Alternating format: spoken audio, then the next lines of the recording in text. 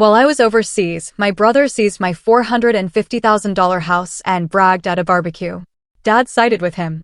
I just smiled, called my lawyer, and 2 days later, what he found on the door left him raging.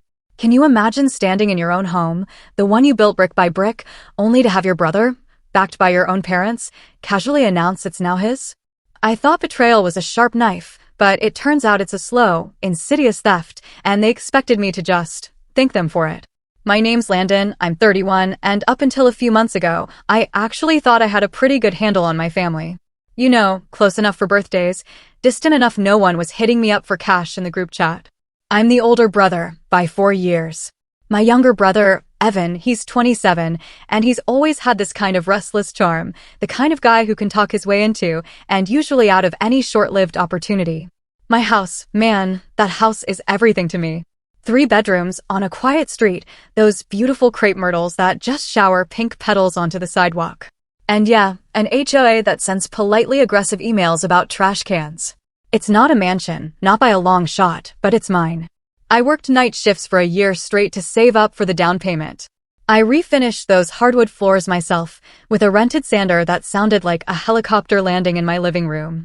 I know every little nick in the baseboard, every stair that creaks just so. It's mine in that deep, fundamental way a garden is yours after you've spent enough time in the dirt to understand its rhythm. The first time I realized my definition of mine didn't quite line up with my family's was at a Sunday dinner last spring. My mom set down the lasagna with her usual flourish. My dad carved salad like it was a business memo. And Evan, of course, wandered in 20 minutes late, complaining about traffic like it was a personal vendetta against him. Between bites, he waved a hand towards my house. You know, you should really move downtown, Landon. That place is kind of wasted on you. It would have just been a typical brotherly jab, right? Except my dad actually nodded. Nodded, like Evan had just dropped some profound wisdom. Your commute would be shorter, Dad added. And you don't even use the backyard for anything. My mom chimed in, piling food onto my plate, as if generosity could somehow cushion that thoughtless little theft. I told myself it was just casual family noise. I let it slide. Even when Evan asked if I'd ever consider renting out a room, purely hypothetical, you know, with that stage casual tone that never accompanies anything truly hypothetical. Evan's relationship with boundaries has always been a lot like his relationship with hobbies, intense for 2 weeks, then conveniently forgotten. There was the guitar he left at my apartment because his place was too cramped for creativity. The vintage jacket he stored in my closet and completely forgot about until he needed it for a date. The way he'd borrow my car and return it with the gas light on, always shocked the needle could drop to in just a day. My parents, bless their hearts, they always framed these things as evidence of Evan's bright, spontaneous spirit and my steady, older brother capability. Dad even had a phrase for it, Landon's dependable. It sounded like a compliment until I realized it really meant Landon will absorb the fallout. When I finally signed the mortgage papers, my parents did congratulate me. But in the same breath, my mom said, at least there will always be space for family in a pinch. At the time, it felt sweet. I just didn't realize that in a pinch could expand to fill an entire house. This past summer, I got a short assignment in Lisbon. 6 weeks, a tidy contract to fix some project documentation. I sublet my guest room to a work friend, Priya, who was between leases, and left her detailed instructions for my plants, trash day, the dishwasher's quirks.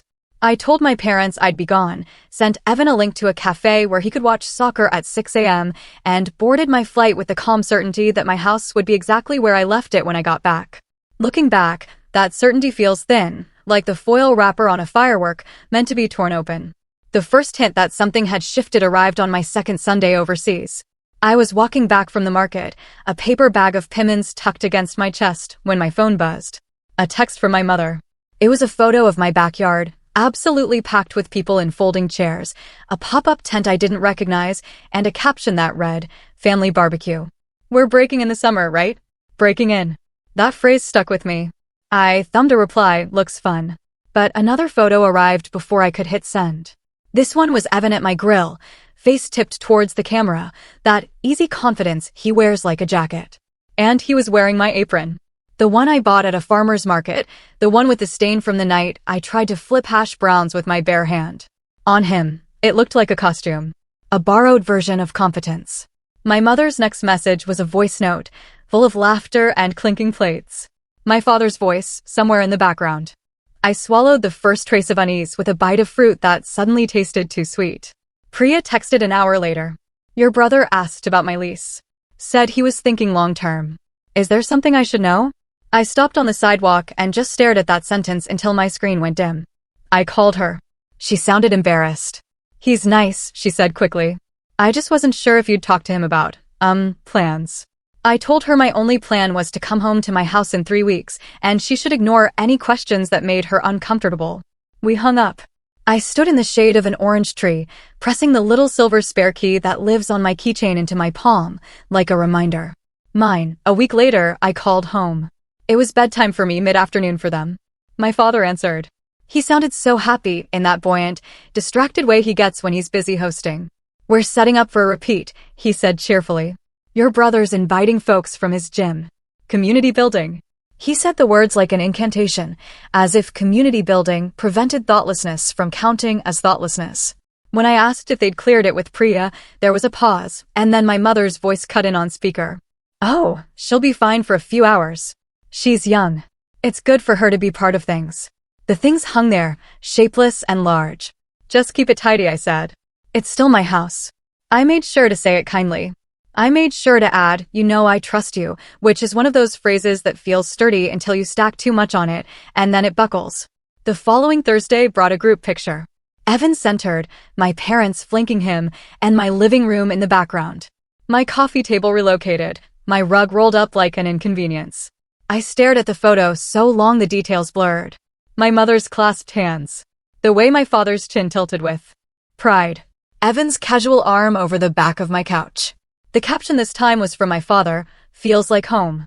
People use that word so recklessly, like it's a mood instead of a deed. I typed out and deleted 3 replies. Finally, I sent a thumbs up emoji, because thumb-shaped approval is the cheapest currency, and sometimes you pay with it just to end the transaction. When I finally flew back, red-eye into the humidity that wraps you like a damp towel, I took a rideshare straight to my parents' place. My mother had insisted. Family lunch, she texted. We want to celebrate you. I was fried from travel and just weak for affection, so I said yes.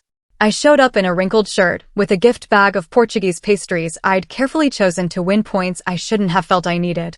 The house was already full when I arrived, the back door propped open, my father's Bluetooth speaker looping a playlist from when I was in high school.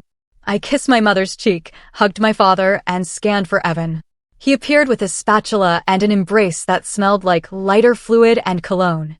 Welcome back, world traveler, he said. Make yourself at home. There's a particular rhythm to family gatherings at my parents' backyard. Someone always burns the first batch of burgers. My aunt always pretends not to remember anyone's dietary preferences, even though she asks every time. And my father gives an impromptu speech at some point that starts with gratitude and ends with unsolicited advice. It's posturing and kind-heartedness braided into something familiar. I let that familiarity carry me for the first hour, the jokes, the paper plates, the cousins who blinked at me like I'd returned from Mars. Priya wasn't there. She texted that she had a prior commitment, and the words sat wrong in my stomach. I took a walk to the side yard to breathe. That's when I noticed my mother's keyring peeking from her apron pocket. The one with the little brass house-shaped tag I'd given her, so she could water my plants when I traveled. I had a flash of memory, the day I handed it to her and said, "Emergency key, Mom." Not regular access. She'd laughed and promised. Promises, I've learned, have a 30-day shelf life when convenience is hungry. Around 2 p.m., my father tapped a glass with a fork. The family talk quieted into that kind of hush people make when they expect to be entertained. He cleared his throat, smiled at me, and then his smile slid toward Evan. We are fortunate, he began, to have 2 sons we're proud of, in very different ways. It was meant to be a compliment. It sounded like a thesis statement for the comparison that followed. Landon's done well with stability, he said, gesturing toward me like I was an exhibit in a museum. Early adult male, responsible, and Evan is stepping up in a way that makes us incredibly happy. Evan lifted his chin, like a man balancing an invisible crown. My mother squeezed his arm. I felt something in my chest draw a line. Evan cleared his throat theatrically. So, he said, a lot of you know I've been spending more time at Landon's place. He said it like he was announcing a charity run, and it just clicked. It's perfect for me for us. He gestured toward 2 friends from his gym who grinned and raised red cups. My father nodded. already nodding like he was ahead of the sentence.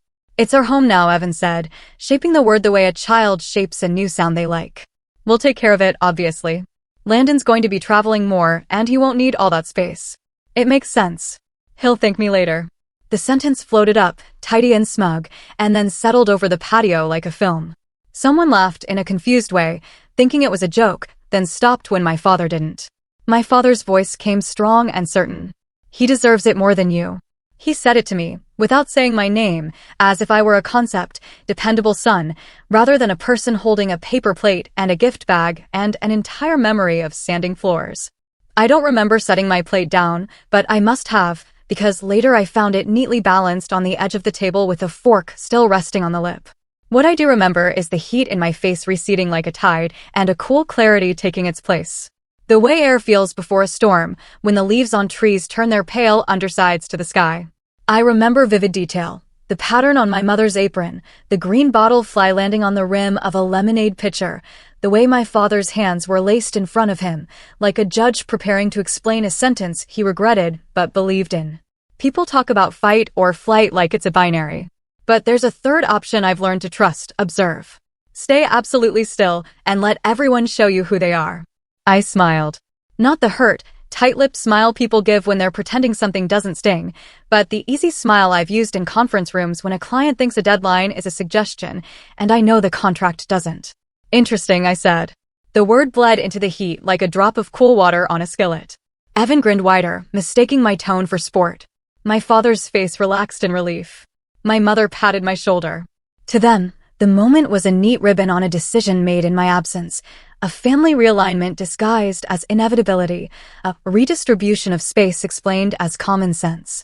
What they didn't see was my hands sliding into my pocket to touch the outline of my keyring, the muscle memory of metal against skin.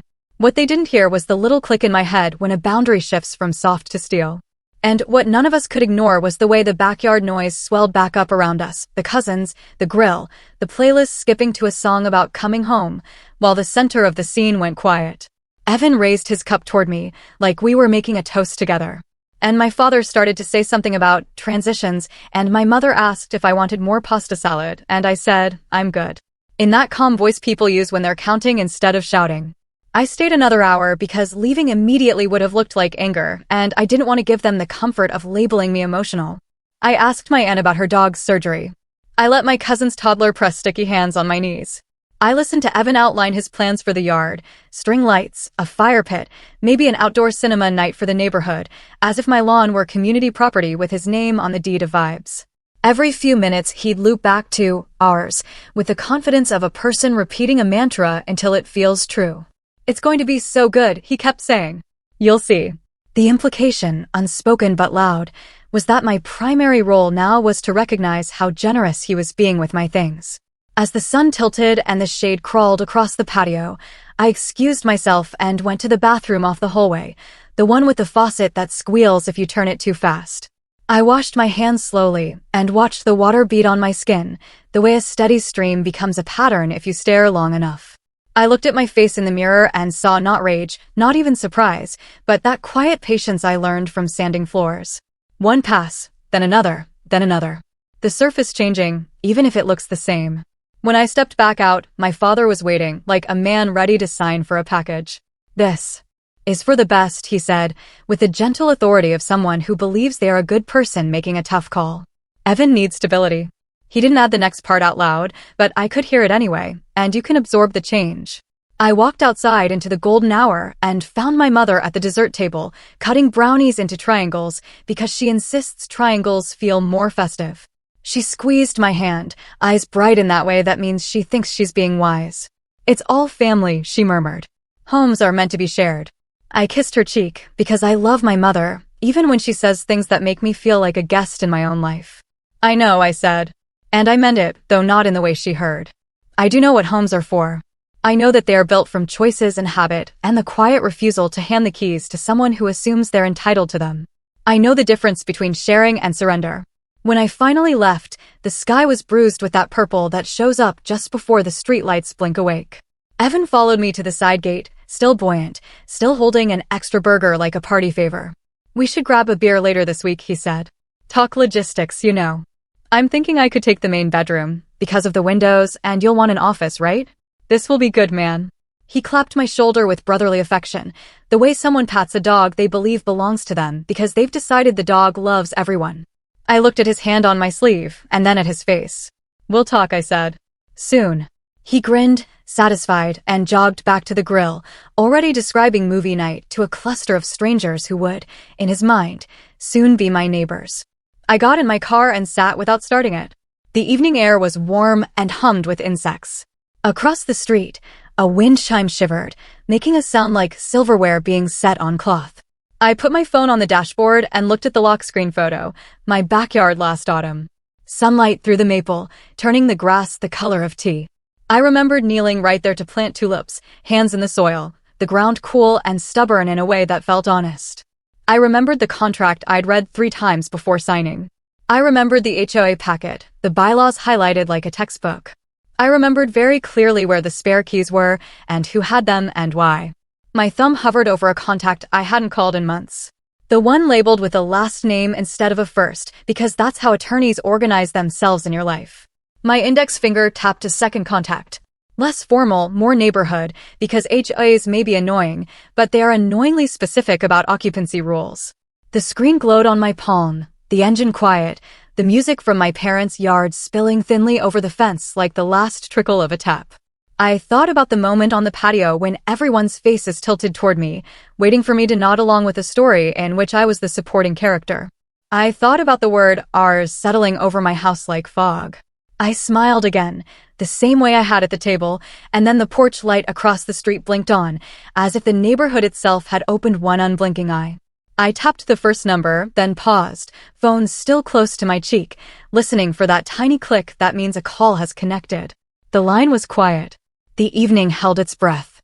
And then I heard it. From behind me, in the driveway's shadows, Evan's voice. Low and casual, like he was already rehearsing being the man of the house, calling my name in the tone he used when he was about to ask for something big, something he believed he already had. He leaned against my car as if it belonged to him too, burger in one hand, phone in the other. So, he said, chewing slowly. I told Dad we'll need to change the lock soon. Just makes sense, you know? Too many keys floating around. Can't have randoms coming in. He smirked, as if I were the random. My grip on my phone tightened, but I slipped it into my pocket and gave him a neutral look. He didn't notice the silence stretching. Or maybe he thought it was compliance. The next week, the favoritism sharpened into something less subtle. I stopped by my parents' house to drop off souvenirs from Portugal, small things, olive oil, ceramics, and caught Evan lounging at the table with my father, talking about upgrades to my place. My father looked up at me like I was interrupting a serious business meeting. We were just discussing the deck, he said, nodding approvingly at Evan. He's got great ideas. With his initiative, that house will finally live up to its potential. The way he said that house, not your house, landed heavier than he probably realized. Evan just grinned and said, yeah, it'll finally feel like it was meant for us. Later that night, my mother called me. She had that gentle, coaxing tone she always uses when she's trying to slide something past me. Sweetheart, don't you think it's better this way? Evan finally has a sense of direction. We all know you're doing fine. You're independent, successful. You don't need a big house to validate you. She paused like she expected me to thank her for the backhanded compliment. But Evan, this could give him stability. Isn't that what family's for? I sat in my kitchen listening. Every word layering another brick on the wall I felt closing in. It didn't stop there. 2 days later, I got a text from a cousin congratulating me on sharing the house. Apparently, Evan had been making the rounds, announcing that the move was official. My father backed him up when anyone asked. Of course, it's the logical choice. Landon travels. Evan's local. Why shouldn't it work out this way? It was like they were rewriting reality through repetition. I found myself correcting people at odd moments, at the grocery store, at work, with friends who had heard some version of the story through the grapevine. Each time, I felt less like I was defending my property and more like I was shouting into the wind while my family smiled and nodded elsewhere, rewriting me out of my own narrative. The breaking point came the following weekend when I stopped by my house unannounced. My key still worked, but the moment I stepped into the hallway, I felt like I had walked into someone else's home. Evan's shoes were scattered by the door, his weight stacked in the corner, posters tacked onto my walls without frames, and the sound of his friends laughing drifted from the living room. They'd moved my couch, to face a different wall, and a coffee table I didn't recognize sat in the middle, covered with empty cups. When he saw me, Evan didn't look embarrassed. He just grinned. Hey man. Welcome home. You're early. We were just planning the next barbecue. I stood there, in the home I'd worked for, surrounded by strangers treating it like a frat house, and felt a strange kind of quiet settle in my chest. I didn't yell. I didn't make a scene. I just nodded slowly, every detail around me fixing itself in memory like pieces of a puzzle I knew I'd solve later. Evan clapped me on the shoulder as if I were a guest he was generously allowing inside. You'll thank me later, he said again, like it was his catchphrase now. My father, who had apparently come to help out, looked up from my kitchen counter and added, It's for the best, son. Trust us. I realized then that trust had become their favorite word when they wanted me silent. And I also realized something else. They thought my silence meant surrender. That was their mistake. The following week, I learned what betrayal actually feels like. Not the surface-level irritation of a borrowed car returned with no gas. Not the annoyance of a sibling raiding your fridge and calling it sharing. But the kind of betrayal that makes your stomach drop and your chest go hollow, as if someone has scooped the air out of you. It started with an envelope on my doorstep. Inside was a letter from the HOA, addressed formally, Mr. Landon Pierce, homeowner of record. At first, I thought it was the usual warnings about grass height or reminders about trash bins. But halfway down the page, the words turned sharp. We have received multiple requests regarding occupancy transfer and primary residency adjustment for your property. In accordance with Section 3.2 of the bylaws, we require confirmation within 10 business days. I read it 3 times. Occupancy transfer. Primary residency adjustment. The language was bureaucratic, but the intent was obvious. Someone was trying to have my house recognized as belonging to someone else, someone who was now parading around as the real resident. My hand shook as I set the letter down. But what made my pulse truly spike was the attached note in casual handwriting. It was my mother's. Don't worry, sweetheart. We've explained everything to the HOA. They'll understand once you confirm. She signed it with a heart, as if this were just another family recipe shared. I called her immediately, the letter open in front of me, my breath shallow. What is this? I asked, trying to keep my voice even. She sounded distracted, almost cheerful. Oh, that. Don't be dramatic, Landon. It's just paperwork. Evan spoke with your father and me, and we agreed it would be easier if the house were listed under his name for now. You travel so much. You're hardly there. It's not like you're losing anything. The words landed like bricks in my chest. Not losing anything, I pressed my palm against the table to steady myself. It's my deed, I said carefully. My mortgage, my signature on every line. She sighed, that long-suffering sound my mother made when she thought I was a stubborn child refusing vegetables. Yes. But think of the family. You have your career, your freedom, your adventures. Evan needs this stability. A sense of belonging. Why can't you be generous for once? For once, as if every year of absorbing their choices hadn't counted. As if the nights I bailed Evan out of late fees, or helped him polish his resume, or covered his rent when he couldn't swing it, had vanished from the ledger. Still shaking, I drove straight to my house. I didn't knock this time. I used my key, walked in, and found my father at the dining table with a notary stamp.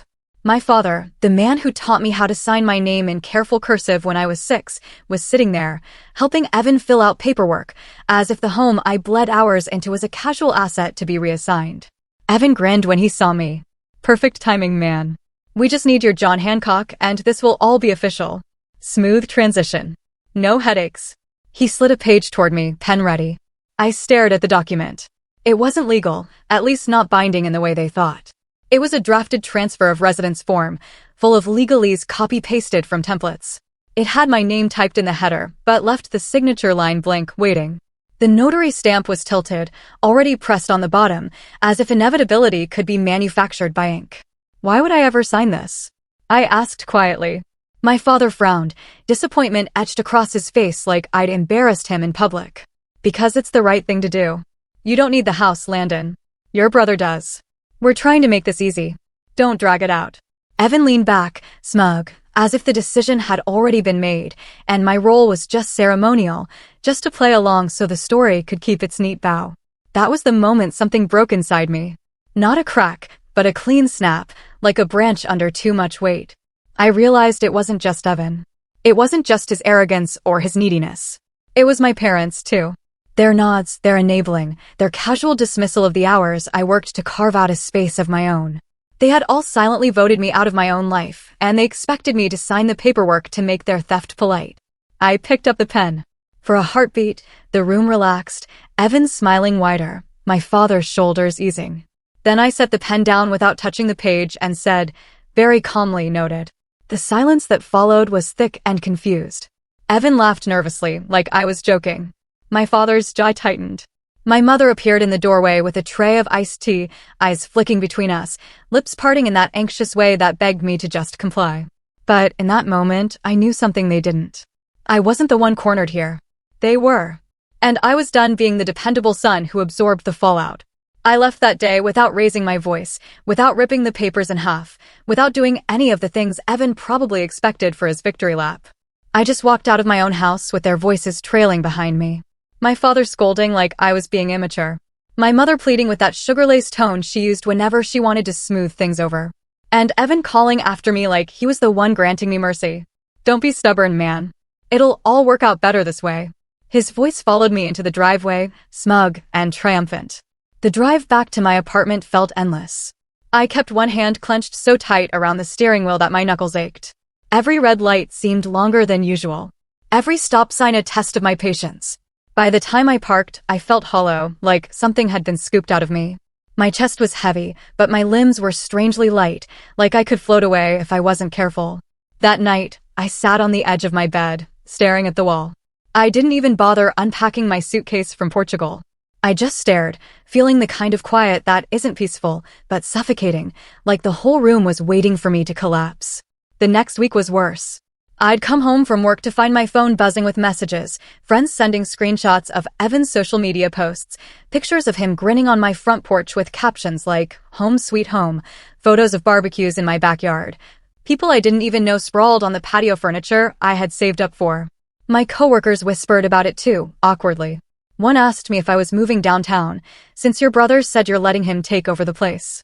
I laughed it off. But when I got back to my desk, I sat frozen, realizing how quickly a lie can travel when it's wrapped in confidence and served with a smile. Even the family group chat shifted against me. One aunt wrote, "So proud of Evan finally settling down." Another cousin chimed in, "It's so nice Landon is helping you get started." True brotherly love. Every message chipped away at me. Each one framing me not as the homeowner, but as a benefactor who had given something away. I typed and deleted replies over and over, wanting to correct them, wanting to scream. But I stopped myself each time. If I said too much, I'd look desperate. If I said nothing, I felt erased. I chose silence, though it gnawed at me. Nights became the hardest. I'd lie awake thinking of the floors I refinished, the mornings I brewed coffee on that kitchen counter, the tulips I planted in the backyard. I imagined strangers walking across those floors, spilling drinks on those counters, trampling over the garden like it was nothing. My chest would tighten until I sat up gasping. That house wasn't just wood and drywall. It was proof that I could build something of my own without leaning on anyone. And now it was being stripped from me by the very people who were supposed to celebrate it. But even as I sank into that heaviness, small sparks flickered. I found myself rereading the HOA bylaws late at night, tracing each clause with my finger like a lifeline. I called Priya just to check in. And though she sounded uncomfortable, she admitted Evan had been pestering her about moving out so he could fully take over. That detail stung, but it also sharpened my focus. I started organizing my documents, mortgage papers, deed, tax statements, placing them neatly in a folder. I highlighted sections, added sticky notes. It was busy work, maybe, but it steadied me. Meanwhile, I distanced myself from my parents. My mother called every other day, her voice full of guilt dipped in honey. "Sweetheart, don't hold on to this so tightly. Think about how happy your brother is. Isn't that worth something?" Each time I answered less, gave shorter replies, until she sighed and said, "You've changed. You're colder now." I wanted to tell her that I hadn't changed at all. She just never noticed the line I kept holding until they all stepped over it. My father was worse, sending blunt texts like, "This is final. Don't fight it." As if he were the arbiter of my future. For the first time in my life, I avoided family gatherings. When my cousin invited me to a birthday party at my parents' house, I declined. Later, I saw pictures online, Evan blowing out candles in my dining room, everyone clapping, my father with his arm around him like a proud mentor. I stared at those photos until my vision blurred, until I couldn't tell if the heat in my chest was anger, grief, or both. Still, I started noticing something important. The more they believed I was withdrawing, the bolder they became. Evan bragged openly now, telling extended family he was the rightful owner, even hinting that I'd signed over the place already. My parents echoed him, telling anyone who asked that Landon's being generous. They mistook my silence for defeat, not realizing that silence can also mean calculation. One night, sitting at my kitchen table with papers spread around me, I felt a strange calm settle in. The worst had already happened. I had seen my family choose someone else over me, watched them twist my hard work into their entitlement. That was my rock bottom. And yet, beneath the despair, I felt something steadier forming. I wasn't done. Not yet. The world outside my apartment window was quiet, just the hum of streetlights and the occasional car passing. I tapped the folder in front of me, heavy with proof, and thought about the call I'd almost made that night in the driveway. My lawyer's number glowed in my recent calls, my HOA contact too. I hadn't pressed send then, but now, in this quiet, I felt my hands steady. They thought I was broken. They thought I was finished. But rock bottom isn't an end. It's a foundation. And sitting there in the dim glow of my lamp, I realized I was ready to start building again. Not with wood and nails this time, but with leverage, patience, and precision. The shift didn't happen all at once. It began slowly, almost invisibly, like the first green shoots pushing through winter soil. At work, I threw myself into projects with a focus I hadn't felt in years. Every late night I'd spent poring over HOA bylaws and mortgage documents had somehow sharpened my discipline, like I had trained my mind to cut through noise. My boss noticed. "You've been on fire lately," he said during a team meeting, tapping the table with admiration. A month later, I was offered a promotion, senior project lead, with a salary bump big enough to make even the memory of my father's "Evan deserves it more" sting less. With more income came new stability. I doubled my savings contributions, paid down a chunk of my mortgage early, and even opened a small investment account I'd been putting off. Each step forward, no matter how mundane, felt like reclaiming control over my life. Meanwhile, the narrative my brother spun about taking over the house started to look more fragile compared to the tangible, verifiable reality of my growing success. He was busy hosting parties in a house he didn't own. I was busy stacking proof of everything I did own. The loneliness lingered, though. My parents stopped inviting me to family events entirely. At first, that hurt. Birthdays passed. Holiday dinners went on without me. Photos surfaced online, Evan always front and center, my parents' faces glowing with pride. But gradually, the sting dulled into something else: clarity. The less I saw of them, the clearer I could think. I realized I didn't need their validation. I had been running on the fumes of wanting their approval for years. And now, cut off from it, I found myself breathing fresher air. It also freed me to reconnect elsewhere. I started spending more time with friends, old college buddies, coworkers, even neighbors I'd barely spoken to. To my surprise, they were thrilled to have me around. One neighbor, Mrs. Rivera, invited me to her weekly book club, joking that they needed a man brave enough to admit he enjoys a good novel. I went once out of politeness and found myself laughing more in that tower meeting than I had in months. Slowly, my support system shifted. I was no longer defined by a family that treated me like an afterthought. I was building a circle that actually wanted me present. Then came the turning point, the HOA annual meeting. It's usually a dull affair, complaints about lawns, debates over pool hours. But this time, my house became the centerpiece. Evan showed up with my parents, swaggering into the community hall like he was already president of the association. He spoke loudly about his place and future plans. But when the board asked for the deed holder of record, I stood. The room went still. I pulled out my folder, neatly organized, every document tabbed and highlighted. "The only name on the deed is mine," I said calmly. "Always has been." The HOA president nodded. "That's what our records show." He gave Evan a puzzled look, as if waiting for him to explain himself. Evan stammered something about transition paperwork, but his voice cracked. My father cleared his throat. My mother tried to smile through it, but the damage was done. Neighbors who had once believed Evan's story now glanced between us, clearly recognizing who had the actual authority. Walking out of that meeting, I felt taller. Not because I humiliated him, but because for the first time in months, truth had spoken louder than entitlement. It was a small victory, but it fueled me. From then on, I became meticulous. I kept every email, every letter, every screenshot of Evan's posts bragging about his house. I filed them in chronological order, labeled and ready. Each page I added felt like a brick in a fortress I was building around myself. I no longer felt cornered. I felt prepared. Meanwhile, my career and independence flourished. I started traveling again, this time for conferences and not just short contracts.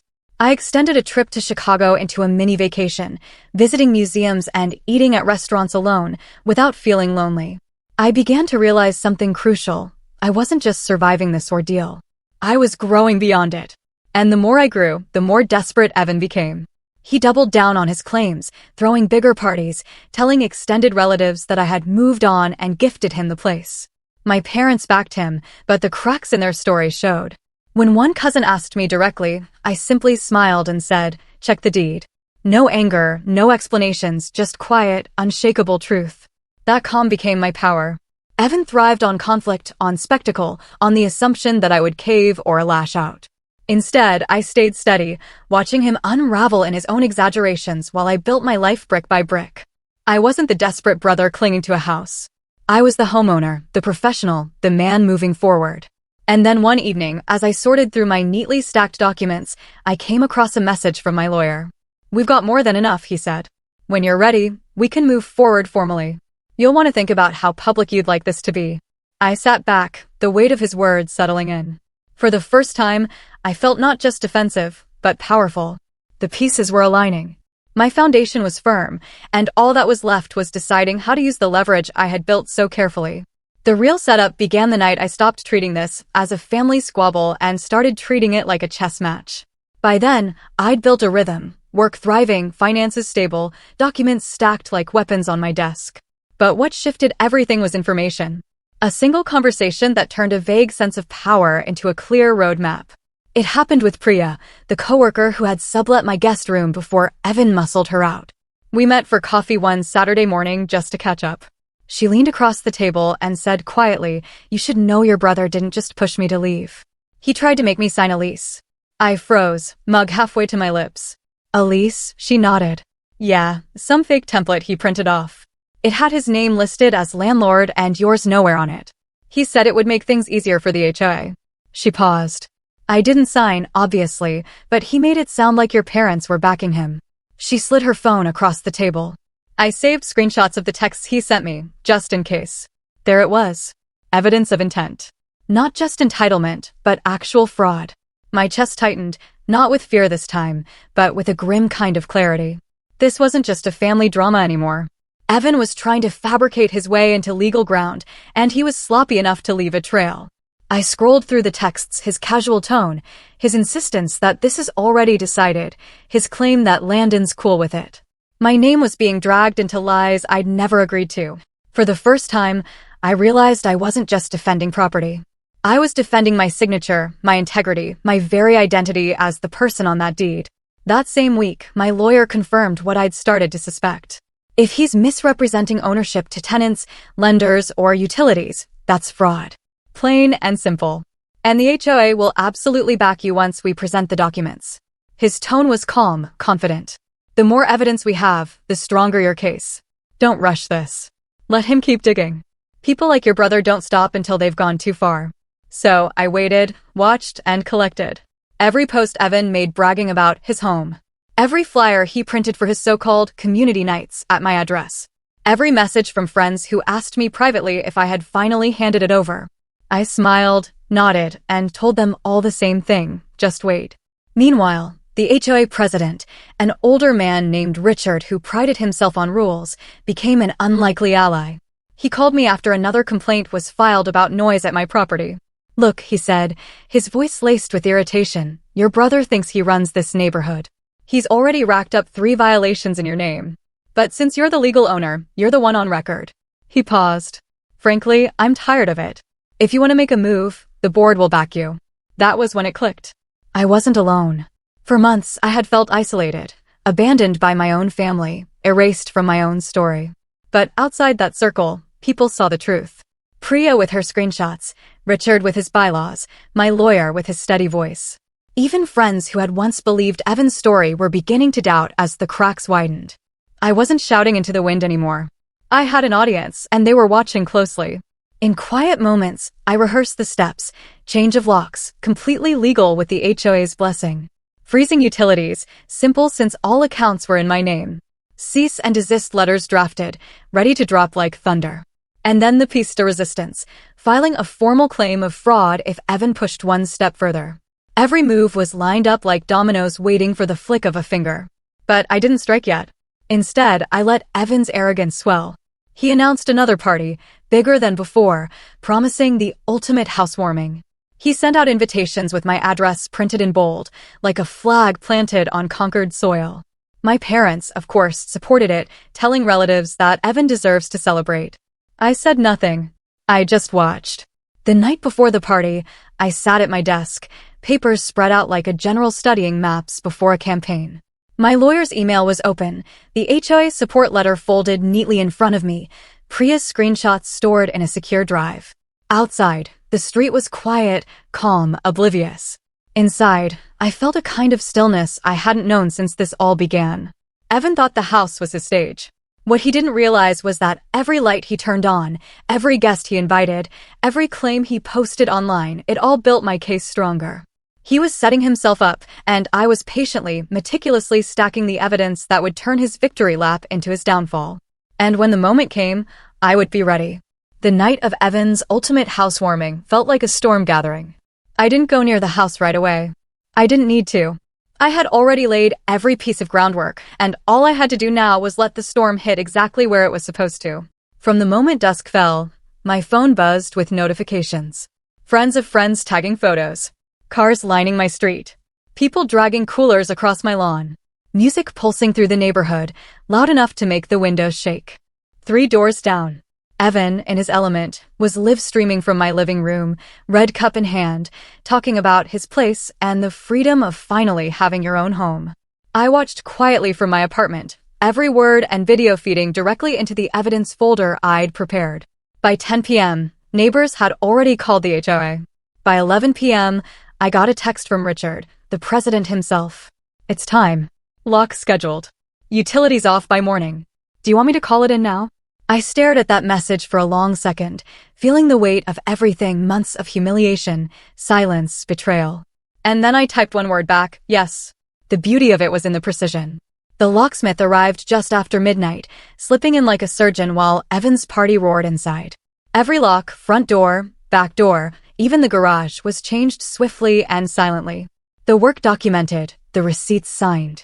At the same time, my utility accounts flipped off like switches in a row. Electricity, water, internet, all legally mine to control, all instantly gone.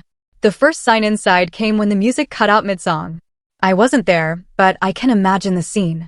Confused laughter, people fiddling with speakers, phones losing Wi-Fi. Then the lights flickered, buzzed, and died. The whole house plunged into darkness. Shouts, groans, someone knocking over a cup in the dark. Evan's voice above it all, loud and commanding, trying to hold control. Don't worry, it's just the fuse box. I got this. Except he didn't. Because when he stumbled to the front door, sweaty and irritated, he found it locked. Not just locked, different. His key jammed uselessly. He tried again, harder. The deadbolt didn't budge. He rattled the handle, cursed under his breath, turned to his friends with forced bravado. It's fine, just a mix-up. But when he tried the back door, it was the same. The garage? No luck. Every entrance sealed against him. And then, taped squarely to the front door under the porch light, was the paper I had prepared with my lawyer, a cease and desist notice, stamped, signed with my full name at the top. Notice to vacate unauthorized occupancy. Below it, in crisp black ink, the words that stripped away all his bravado. You are not the owner. You are not the tenant. You are trespassing. When the crowd saw it, the mood shifted. Phones came out. Flashes went off. People who thought they'd been invited to a harmless party suddenly realized they were standing inside someone else's property without permission, with the actual homeowner's legal notice staring them in the face. One by one, the bravado drained. Guests slipped out, whispering, some even laughing nervously as they left Evan behind, the great housewarming unraveling in real time. I wasn't there, but the calls started pouring in. First from Evan, then my father, then my mother. I let them all ring. I wanted them to feel it. That gnawing helplessness. The silence on the other end. When I finally answered, it was Evan, screaming down the line. What did you do? You can't just, this isn't legal. You ruined everything. His voice cracked, frantic now, the confidence gone. It's perfectly legal, I said calmly, almost kindly. And you'll find the notice on the door explains everything. You should read it. He sputtered, but I cut him off. No, Evan, you're done. Get your things out by tomorrow or the police will do it for you. My voice didn't rise, didn't shake. It was flat, final, like closing a door. And then, as I hung up, I realized something. For months, I had been painted as the stubborn, selfish brother, the outsider in my own family. But at that moment, I wasn't just defending a house. I was reclaiming my story, calmly, methodically, without raising my voice. I had turned every ounce of their manipulation back on them. The next morning, neighbors sent me photos. Evan, red-eyed and furious, dragging bags out to the curb while my parents hovered nearby, pale and silent. The mighty takeover reduced to an embarrassing spectacle under the eyes of the very community he had tried to impress. But the revenge wasn't finished. Not yet, because the fallout of that night was only beginning. The morning after the blackout party, I drove to the house for the first time in weeks. The street was quiet, dew still clinging to the grass. But in front of my driveway stood the wreckage of Evan's failed kingdom. Trash bags half filled with his clothes and gym gear sagged on the curb. A broken lamp leaned against a cooler that wasn't even his, it was mine, one I bought years ago for tailgates. My parents were there, too, standing off to the side, their faces drawn tight with a mix of embarrassment and disbelief. They looked smaller than I'd ever seen them. Evan spotted me first. His eyes were bloodshot, his jaw clenched, his whole posture a mix of defiance and shame. You didn't have to do it like this, he spat. You humiliated me. You humiliated us. I parked, stepped out, and let the silence stretch before answering. No, Evan, you did that all on your own. I gestured at the heap of belongings spilling into the gutter, at the neighbors peeking through blinds, at the notice still taped firmly to the door. All I did was stop pretending your lies were true. My father tried to step in, voice raised, but the authority he once carried felt thin now. This was cruel, Landon. Family doesn't treat each other this way. I turned to him slowly. Family doesn't conspire to steal from each other. Family doesn't rewrite someone's life to fit their own comfort. Don't lecture me about family. The words came out steady, not sharp, but they landed like stone. My mother's lips trembled as if she wanted to soften it, but for once she didn't. She just looked away. Evan kicked one of his bags, muttering, "You'll regret this. Everyone's going to see how selfish you are." But his voice had no teeth anymore. Because by then, everyone already knew the truth. Screenshots, HOA reports, legal notices, it was all out there. Neighbors who had once humored his bragging now crossed the street to avoid him. Friends who had partied in my living room deleted the photos when they realized how it looked. His grand narrative collapsed in real time, and all that was left was him standing in the cold with nothing but his arrogance to keep him warm. Over the next weeks, the fallout spread. Evan had been bragging about his house to everyone, his boss, his gym buddies, even a girl he was dating. When they realized it was all smoke, the respect he'd been feeding on vanished. His job quietly let him go. No one wanted a man with fraud whispers around his name. The relationship ended, too. He drifted from couch to couch, still sulking, still blaming me, but with fewer and fewer people willing to listen. As for my parents, they tried to patch things up with me, but I kept my distance. Trust isn't a faucet you turn back on just because the water's convenient. I answered their calls politely, visited for holidays, but the dynamic had changed. They no longer held the power of judgment over me. They had spent it all when they chose favoritism over fairness. Every time I left their house now, I walked out lighter because I no longer carried the need for their approval. My house, on the other hand, became mine again in the truest sense. I repainted the living room, replanted the tulip bed in the yard, even fixed the creaky stair. Each nail I hammered, each brushstroke I laid down, felt like reclaiming territory they had tried to erase me from. When I finally sat on the porch one evening, coffee in hand, watching the sun dip over the street, the silence around me wasn't suffocating anymore. It was peaceful. Months later, Richard from the HOA stopped by with a smirk. You know, Pierce, that was one for the books. I've seen noisy neighbors, I've seen illegal sheds, but I've never seen someone try to hijack their own brother's house. The way you handled it, clean, surgical. He tapped the porch rail approvingly. You taught this neighborhood a lesson. Deeds don't lie. I thanked him, but what stuck with me wasn't the compliment. It was the truth in those last words. Deeds don't lie. The papers I'd signed years ago, the sweat I put into the floors and the garden, the nights I stayed late at work to make the mortgage, those were the real story. No amount of manipulation could rewrite it. And that's how the revenge ended. Not with screaming or chaos, but with clarity. Evan lost the illusion of being the chosen one. My parents lost the illusion of control. And I gained something far more valuable than just a house, proof that I could stand alone, defend what was mine, and come out stronger than before. The final time Evan tried to call me, months later, I let it ring until it went to voicemail. His voice was tired now, stripped of arrogance. I need help. Please. I stared at the notification, then pressed delete. The porch was quiet, the tulips were just starting to bloom, and the creak in the stair was finally gone. For the first time in a long time, everything was exactly as it should be. And I whispered to myself, almost smiling, home. What would you have done if your own family tried to take your home like this? Have you ever had to fight for something that was undeniably yours, against the people you thought were on your side? Let me know in the comments below. I'm really curious to hear your thoughts and experiences.